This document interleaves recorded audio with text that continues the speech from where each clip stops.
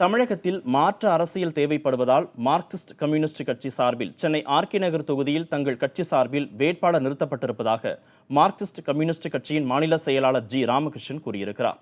நேற்று வரை ஆர்கே நகர் தொகுதியில் 13 பேர் வேட்புமனு தாக்கல் செய்திருக்கின்றனர். இன்று மார்க்சிஸ்ட் கம்யூனிஸ்ட் கட்சி வேட்பாளர் லோகநாதன் மனு தாக்கல் செய்திருக்கிறார். மேலும் சுயேட்சை வேட்பாளர்கள் புவனேஸ்வரி, வெங்கடேஷ், கலந்தர் ஆகியோர் வேட்புமனு தாக்கல் செய்திருக்கின்றனர். ஆர்கே நகர் தொகுதியிலிருந்து குப்பைமேடு அகற்றப்பட வேண்டிய நிலை உள்ளது என்றும் அரசு மருத்துவமனையை மேம்படுத்த வேண்டியிருப்பதாகவும் இவற்றை முன்வைத்து தங்கள் பிரச்சாரம் இருக்கும் என்றும் லோகநாதன் கூறியிருக்கிறார்.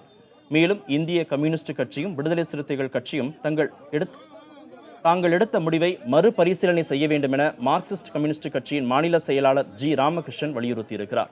இதுவரை ஆர்கே நகர் தொகுதி இடைத்தேர்தலில் போட்டியிட 17 பேர் வேட்புமனு தாக்கல் செய்திருக்கின்றனர். தமிழகத்தின் இன்றைய அரசியல் சூழலில் அரசியல் மாற்று தேவைப்படுகிறது.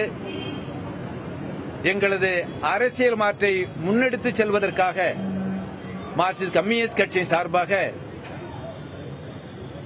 எங்களுடைய வேட்பாளர் ஆர் லோகநாதன் போட்டியிடுகிறார்.